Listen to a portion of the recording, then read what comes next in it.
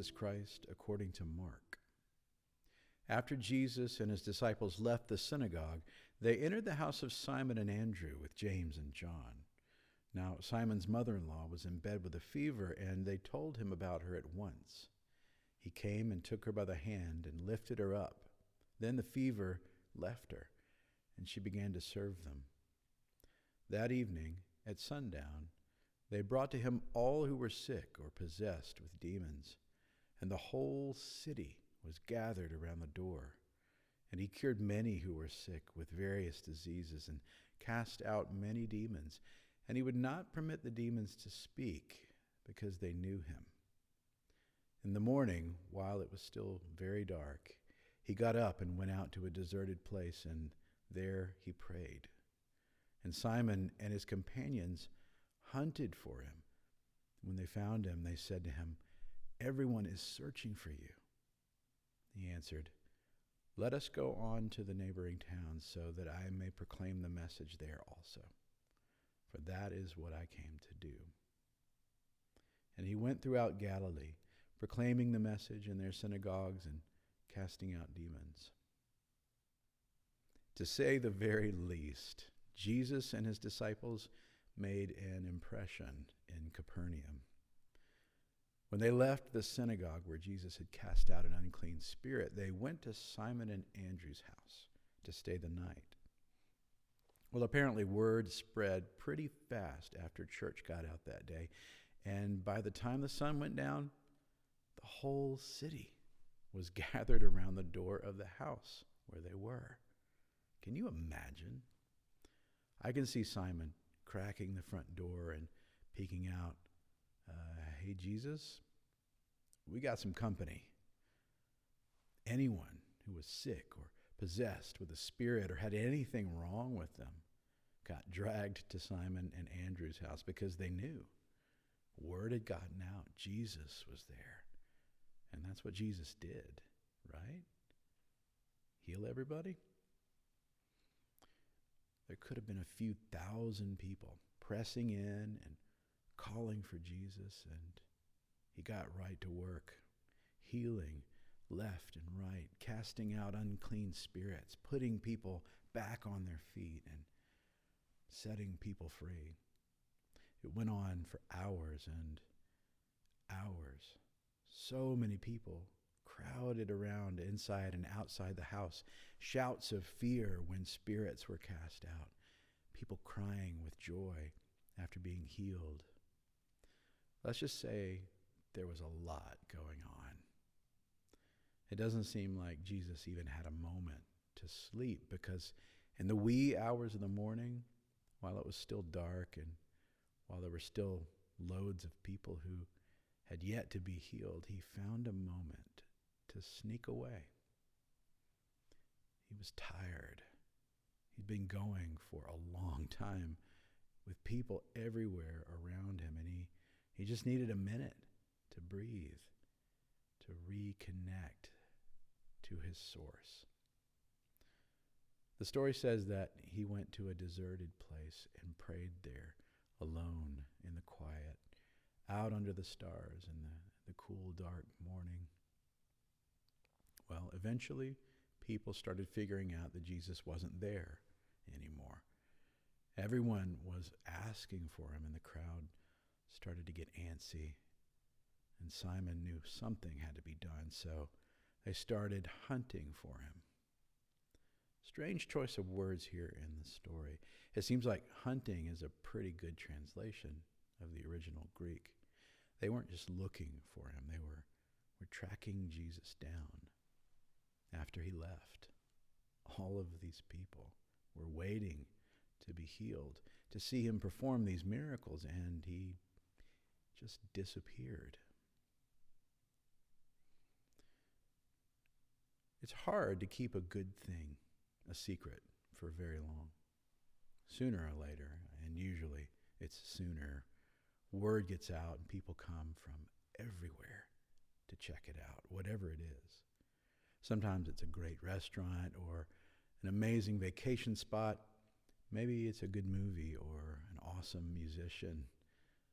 The same thing happens with a great doctor or any business person that is good at what they do, word always gets out and people come. I guess it happens for a lot of reasons. It's because we want the best. It's because there's competition. And someone, if they want your business, they have to be better than everyone else. Nobody wants to miss out on something good, something we need.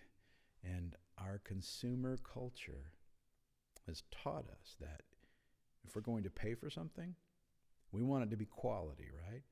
We want to know that we're getting our money's worth, or we want to make sure that we're getting the best possible services or care.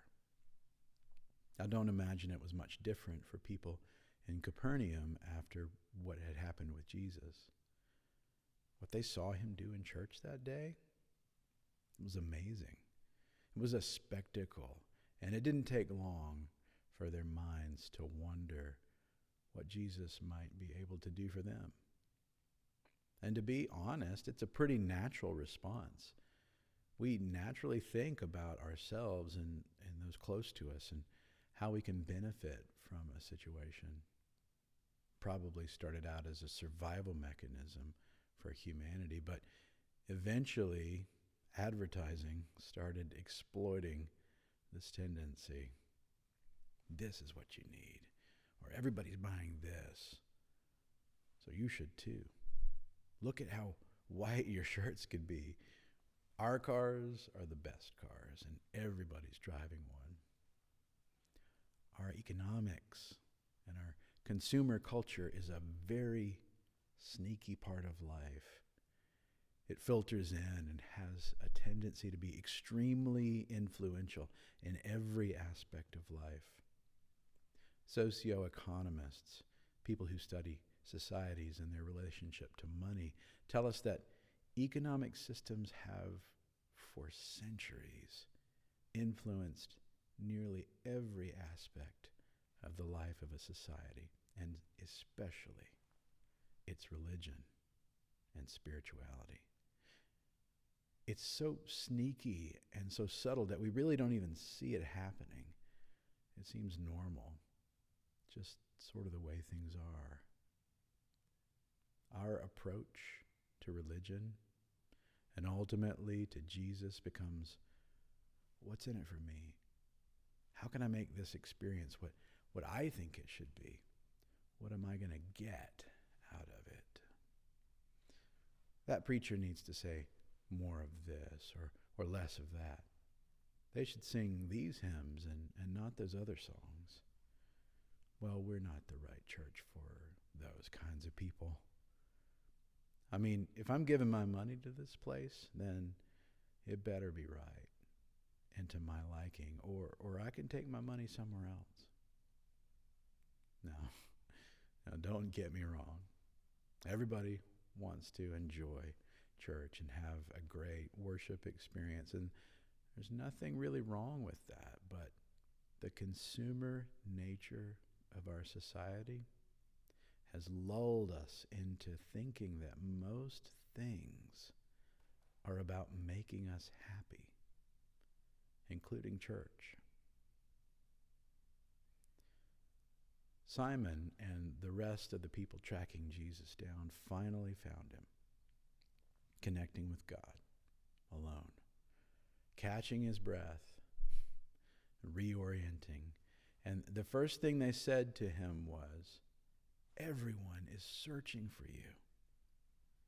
I can't help but wonder if Jesus thought to himself, yeah, but why? Why are they searching? Do they really get why I'm here? Do they really understand why I've come? Now, to be fair, I'm not sure even Jesus knew at this point just how huge his purpose and mission was, going far beyond just being the Jewish Messiah and right to redeeming the whole world and reconciling all of humanity to God. So let's give him a little break, because that's something that takes a while to come to terms with. What I think he did know, however, was that healing and miracles were not the main reason that he came. Those things grew crowds and caused commotion and buzz, and they were great to a point. But Jesus was focused on his mission. It was a mission that was far more powerful and profound than any miraculous act he could have ever performed in the moment. To proclaim that God's reality had come to earth and had been revealed in him, that humanity finally had proof that God loved us as his children, broken and struggling, faulted and failing, and that this was a gift you could never earn and a reality you could never outrun. It was the ultimate miracle, hidden in Jesus and revealed to the world through the most unexpected source, humanity itself, God in flesh. Have we, as the church, gotten stuck outside the door to Simon and Andrew's house? Are we still waiting out there to get healed or to see Jesus do something amazing? Are we still thinking about what's in it for ourselves and how we might make ourselves more comfortable while we wait?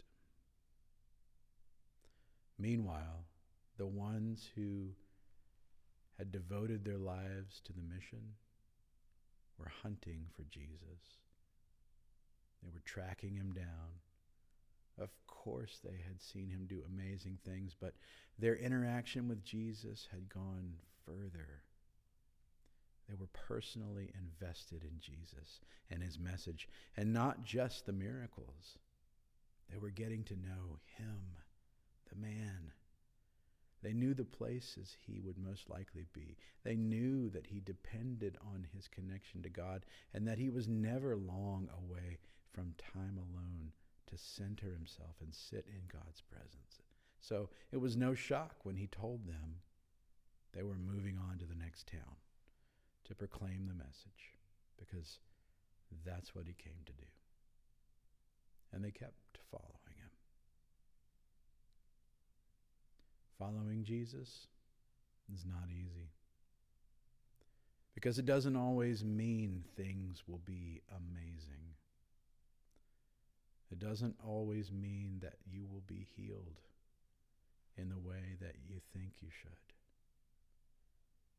It means that you practice giving up a need to control things and make decisions based on what you want. It means moving beyond the miracle to the mission, trusting that the journey is often more important than the destination, and that God forms us through all of life, triumph and tragedy. I love the words of a song by Laura Story called Blessings. What if my greatest disappointments or the aching of this life is the revealing of a greater thirst this world can't satisfy?